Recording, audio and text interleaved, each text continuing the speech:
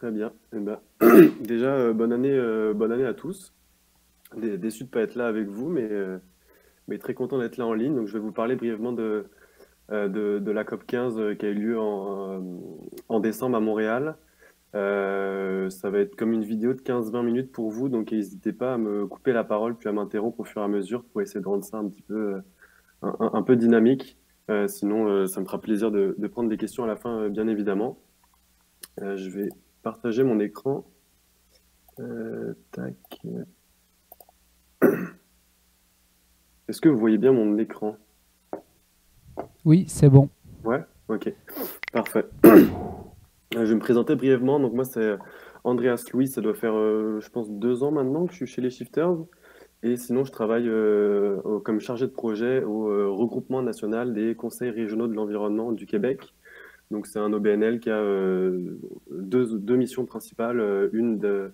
D'appuyer les municipalités puis de développer des projets auprès des municipalités, donc des projets environnementaux, et une autre mission qui va plus être d'informer puis de développer des politiques publiques au niveau québécois. Donc, dans ce cadre-là, on a été, avec tout mon réseau, on était une 10-15aine de personnes à être à la COP. Donc, premièrement, qu'est-ce que c'est une COP? Une COP, en fait, c'est une conférence des parties, donc c'est une réunion des États qui sont signataires d'une convention. Donc, il n'y a pas qu'une seule COP sur le climat, en fait, il y a une quinzaine de COP, hein. Il y a des COP sur la corruption, il y a des COP sur les armes nucléaires. Mais là, aujourd'hui, je vais vous parler de la COP sur la biodiversité qui a eu lieu à Montréal. Donc, cette COP sur la biodiversité, elle vient du sommet de la Terre de Rio, qui a eu lieu en 1992. Et ça, c'est un moment où les États du monde entier se sont réunis, puis se sont dit qu'il y avait trois problèmes environnementaux majeurs sur lesquels il fallait se pencher. Et donc, il y a trois conventions qui ont découlé de ce sommet de la Terre de Rio, qui est celle sur les changements climatiques, celle sur la biodiversité, et puis celle sur la désertification. Et donc, dans le cadre de cette convention sur la biodiversité, elle a premièrement trois objectifs principaux qui sont de conserver la biodiversité, d'utiliser durablement cette diversité, enfin cette biodiversité, et puis de la partager de manière juste et équitable à travers le monde. Et donc, dans le cadre de cette convention, en fait, il y a des COP, donc des conférences qui ont lieu toutes les 2 ans pour que les États se mettent d'accord sur des objectifs pour, euh, pour respecter cette convention, tout simplement. Et donc là, on était rendu à la 15e conférence sur la biodiversité, d'où le COP 15. En bref, je vais juste faire un point sur l'état de la biodiversité aujourd'hui. Vous devez peut-être connaître ça, donc je vais aller assez rapidement. Donc, premièrement, qu'est-ce que c'est la biodiversité? La biodiversité, c'est aussi simple que c'est le vivant, donc ça va être tous les milieux de vie, soit des forêts tropicales, boréales, des océans, puis aussi nos milieux de vie qu'on peut avoir en ville. Ça va être aussi toutes les espèces, que ce soit nous-mêmes les humains, les animaux, les végétaux, les bactéries, les virus, puis aussi toute la diversité des individus au sein même d'une espèce. Puis c'est cette diversité-là qui fait à chaque fois la force de la biodiversité en fait. Et donc la biodiversité, c'est ce qui nous permet en fait de vivre, de nous rendre des tas de services, que ce soit au niveau de nous filtrer l'air qu'on respire, nous filtrer l'eau qu'on boit, des pollinisateurs qui vont aussi nous développer notre agriculture, etc. Donc ça nous rend vraiment tout un tas de services. Malheureusement, on n'en prend pas beaucoup soin. Il y a 1 million d'espèces sur 8 qui sont menacées d'extinction. Il y a 70% des populations d'animaux sauvages qui ont disparu en à peine 50 ans. Et puis il y a les trois quarts de la surface de la Terre qui sont altérés de manière significative par nos activités mêmes. En fait, il y a 5 facteurs directs qu'on a sur la biodiversité. C'est les 5 grandes causes que vous voyez ici en fonction du milieu, donc soit terrestre, soit eau douce, soit marin. Et ces 5 facteurs, le plus important, c'est le changement d'utilisation des terres et mers. Donc ça, c'est le fait qu'on va utiliser beaucoup d'espace, donc par exemple pour notre agriculture principalement, mais aussi pour nos villes, pour nos routes. Ensuite, on a l'exploitation directe. Donc là, ça va être tout ce qui va être la chasse, la pêche, la déforestation. Ensuite, on a les changements climatiques. Donc là, c'est le fait que les biomes climatiques vont changer et donc les espèces vont pas pouvoir se déplacer assez vite pour suivre ces changements-là. En quatrième, on a la pollution. Donc là, ça va être toutes les pollutions diverses, que ce soit le plastique, les pesticides, les particules fines. Et puis en dernière position, on va avoir les espèces exotiques et envahissantes. Donc là, c'est notamment dû au commerce international. et au fait qu'il y ait des espèces nouvelles espèces qu'on va introduire dans des écosystèmes où elles ne devraient pas être. Et donc, du coup, ça va bouleverser les écosystèmes. Donc, bien sûr, tout ça, ça a des gros impacts sur notre alimentation, notre santé, le climat et notre survie de manière générale. Donc, pour cette COP-là, il y avait beaucoup d'attentes. Il s'agissait de définir un nouveau cadre mondial. Un cadre mondial, c'est quoi? C'est un accord qui va définir un certain nombre d'objectifs cibles qu'on va devoir atteindre, et puis aussi tous les mécanismes qui vont permettre d'atteindre ces objectifs. Un nouveau cadre mondial, pourquoi? Parce que le précédent s'est terminé et a échoué, en fait. Donc à droite, là, vous avez la liste des 20 objectifs d'Aichi qui ont été déterminés en 2010 pour être atteints en 2020. Et en fait, on voit les petites flèches à droite. Tout ce qui est en rouge, c'est que ça n'a pas du tout été atteint. Tout ce qui est en jaune, c'est que il y a eu du progrès, mais très peu. Et tout ce qui est en vert, en fait, c'est mis bon, mais en fait, il n'y a aucun objectif qui a été atteint. Donc même ce qui est en vert, ça n'a pas été atteint. Et puis on voit qu'il y a même des objectifs où il y a pas de données, il y a des points d'interrogation, parce qu'en fait, ils étaient trop flous, pas assez quantifiables. Donc on sait même pas très bien ce que ça a donné à l'échelle mondiale. Donc c'était vraiment un échec, ce précédent cadre mondial. Donc là, il s'agissait d'en définir un nouveau pour une nouvelle liste d'objectifs d'ici 2030 qu'on doit atteindre. Donc c'était l'équivalent de l'accord de Paris sur le climat, quand on parlait de la COP 15. Donc il y avait vraiment de grosses ambitions, de grosses attentes, mais malheureusement, il y avait aussi peu d'espoir. Pourquoi? Parce que avant le début de la COP, ça faisait 4 ans que le texte circulait déjà entre les pays, et il y avait 80% du texte qui était sans accord. Il y avait aussi, cette COP devait avoir lieu en Chine, et finalement elle a eu lieu au Canada, mais sous une présidence chinoise. Et malheureusement, le Canada et la Chine ont vraiment des mauvaises relations diplomatiques depuis quelques années. Donc c'était une embûche de plus. Et puis sinon, le contexte international, je pense que vous le connaissez tous dernièrement, mais c'était une pandémie, une guerre en Ukraine, une crise énergétique et aussi une inflation mondiale. Donc tout ça ne va pas forcément aider notre cas.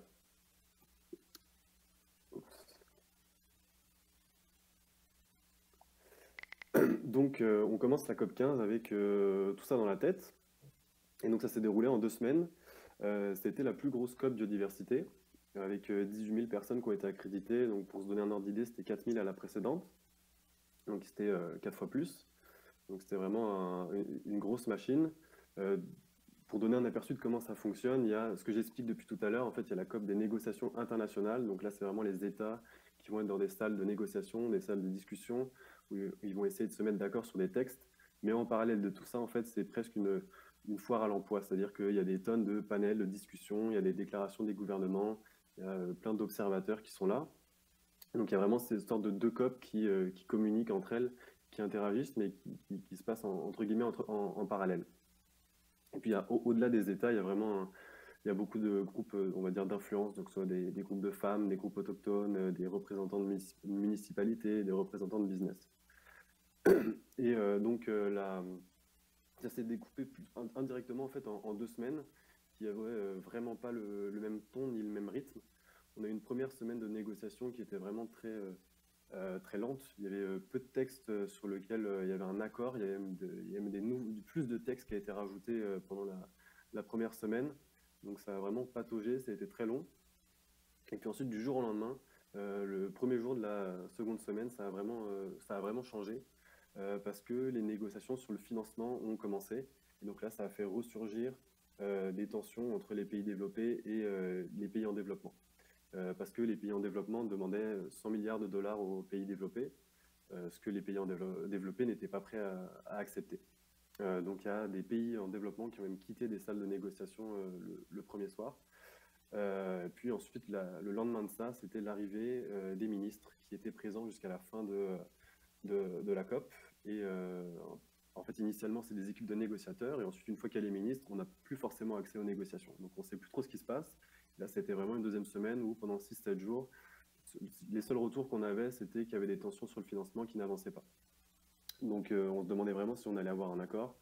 On se demandait vraiment si on allait avoir un accord ambitieux. Et finalement, par un petit tour de passe-passe, puis un tour de force aussi un petit peu par la présidence chinoise, on a réussi à avoir un accord final qui était ambitieux et donc très inattendu. Ce qui est très positif. Et donc là, je vais vous décrire brièvement les points principaux de cet accord. On parle de... Ça s'est mis. Comment dire, la cible principale dont vous avez sûrement entendu parler, c'est le fait de protéger 30% du surface de la Terre d'ici 2030. Donc de conserver, de mettre des aires protégées sur 30% du territoire. Par contre, il y a un petit flou de savoir est-ce que c'est 30% au global ou est-ce que c'est 30% dans chaque pays, et aussi est-ce que c'est 30% au global ou c'est 30% du terrestre et 30% du marin.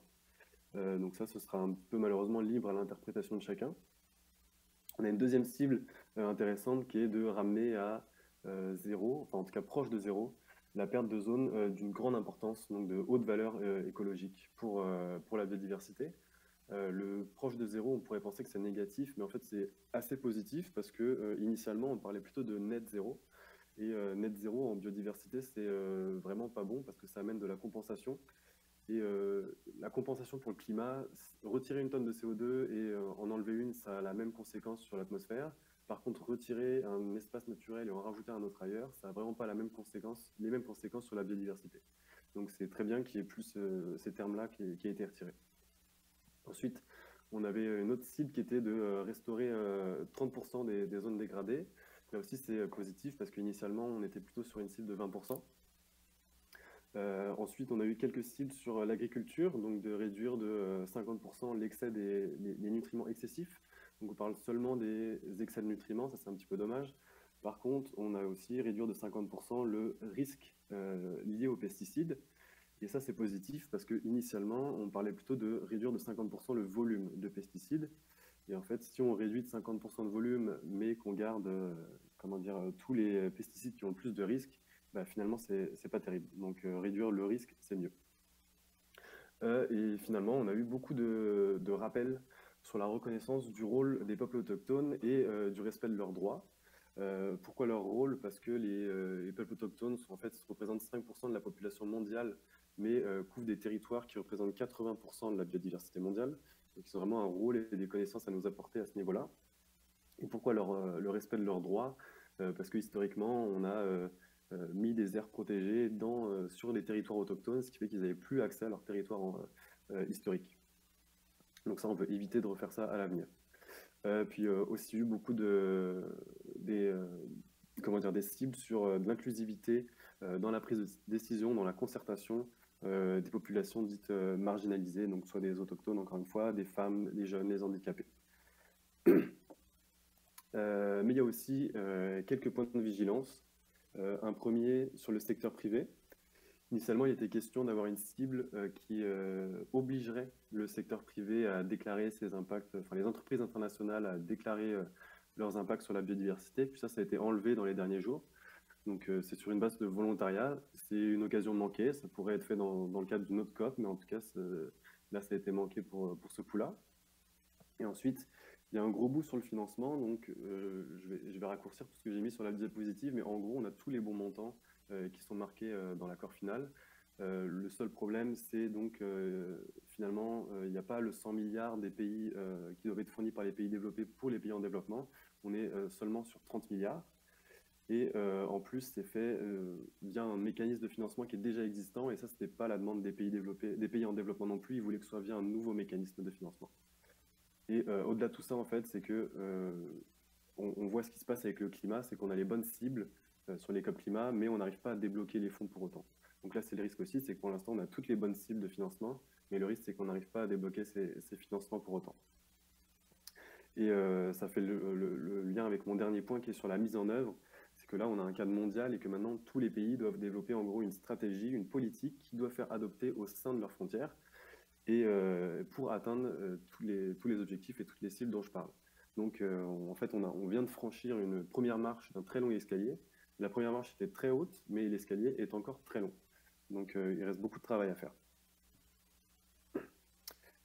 Puis, pour faire un petit aperçu sur nos gouvernements locaux, donc canadiens et québécois, au Canada, il y a eu une aide internationale qui a été annoncée donc, pour des aides au développement pour les pays en développement. Il y a eu donc l'objectif de 30% qui a été annoncé aussi, plusieurs mesures de protection d'espèces, de conservation et de la restauration de forêts dégradées.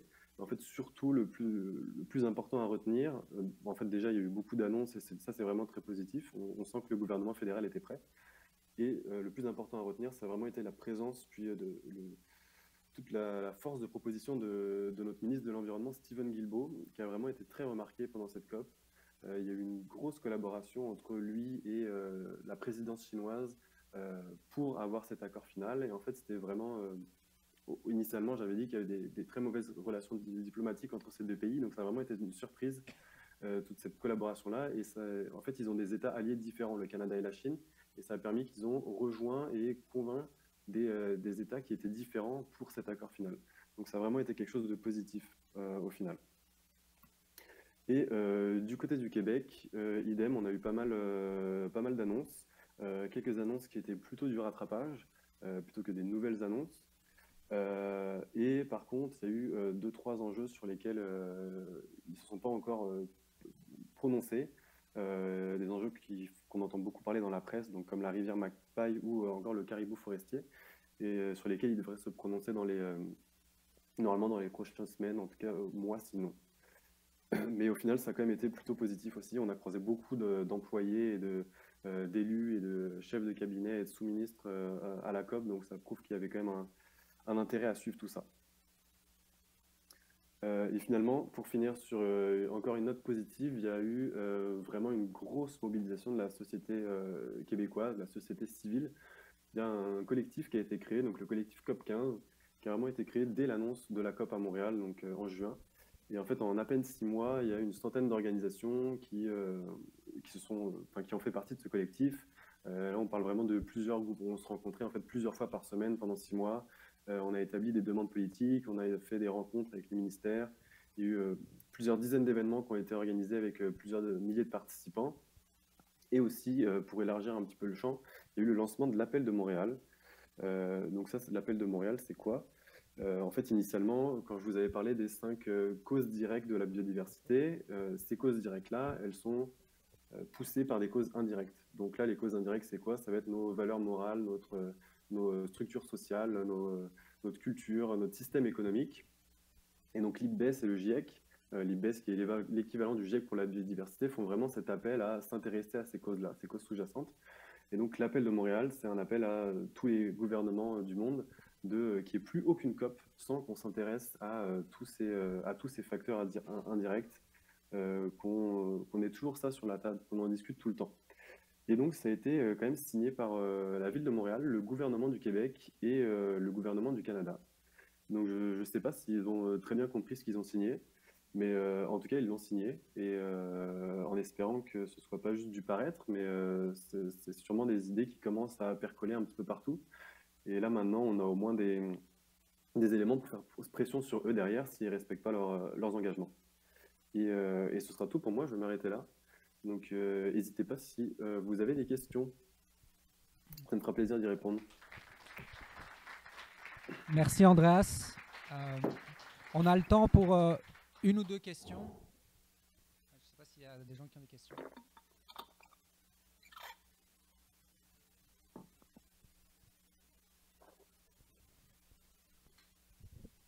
Merci. Est-ce que vous m'entendez? C'est bon? Je me demandais ce qui faisait que les pays en développement tenaient à ce point-là à avoir un nouveau système, un nouveau fonds, ou comme, je sais pas, un nouvel organisme pour gérer le fonds plutôt que ce qui existait déjà. C'est quoi la raison derrière ça? Attends, excuse-moi, je suis en train de changer. Je pourrais pas te dire très précisément.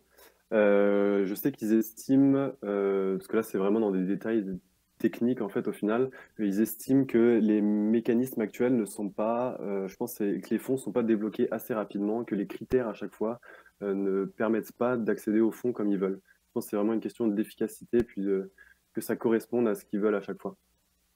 Je pense que c'est ça, mais là du coup c'est vraiment une réponse courte, parce que j'ai pas trop d'éléments là-dessus malheureusement.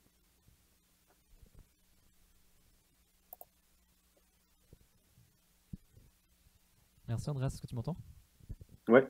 Ouais, bah merci beaucoup. C'était juste une petite question vraiment de curiosité, mais quel a été l'élément qui avait permis le retournement et l'atteinte quand même d'objectifs assez ambitieux dans cette COP? À la fin, tu disais qu'il y avait eu un petit tour de passe-passe et un tour de force de la présidence. Est-ce que tu as plus d'éléments concrets à partager ou pas vraiment? Oui, tout à fait. En fait, il y avait là, j'ai parlé du cadre mondial, donc ça, c'est vraiment le texte avec tous les objectifs environnementaux. Mais en fait, le gros de la COP, c'était 6 textes qui devaient être signés, enfin, sur lesquels on devait trouver un accord. Et donc, on parle du cadre mondial, on parle de comment est-ce qu'on va financer ce cadre mondial, puis on parle d'autres choses sur le partage de ressources sur l'ADN, etc. Et en fait, il y avait très peu d'avancement sur ces textes-là. Enfin, en tout cas, la veille de la fin, c'était pas encore très bien finalisé. Et la présidence chinoise a proposé 6 textes finaux. Donc, 6 textes, si tu les acceptes ou tu les acceptes pas, le dimanche matin. Et donc, toute la journée, il y a eu énormément de. Enfin, il y a beaucoup de pays qui étaient prêts à les accepter tels quels, mais il y a eu notamment le Congo, puis le Cameroun et l'Ouganda, qui n'étaient pas d'accord sur le financement, justement, toujours sur cette question-là. Et donc, toute la journée, jusqu'à 3 heures du matin, en fait, la plénière de fin a commencé à 3 heures du matin. Ils n'étaient toujours pas d'accord là-dessus. Et donc, la plénière de fin a quand même commencé au bout d'un moment. Et la présidence a dit qu'ils allaient accepter les textes un par un. Et en fait, après que le Congo ait dit qu'ils n'étaient pas d'accord pour accepter les textes tels quels, euh, après concertation entre la présidence et le secrétariat, la présidence a proposé d'accepter les 6 textes d'un coup, au lieu de le faire un par un, et a laissé une demi-seconde entre le moment où ils ont demandé si on acceptait les textes et le moment où ils les ont acceptés. Ce qui fait que les gens n'ont pas eu le temps de se prononcer. Ce qui a fait une ambiance très bizarre dans la salle. Il y a des pays africains qui se sont exprimés derrière, qui ont dit que c'était pas normal, qu'ils n'avaient pas respecté les procédures, que c'était un tour de force.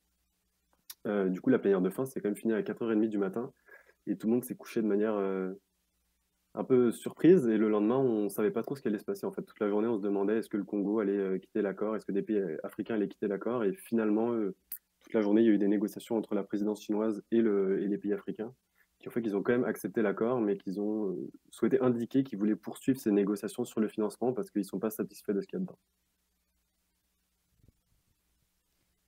Ok, merci beaucoup, Andreas.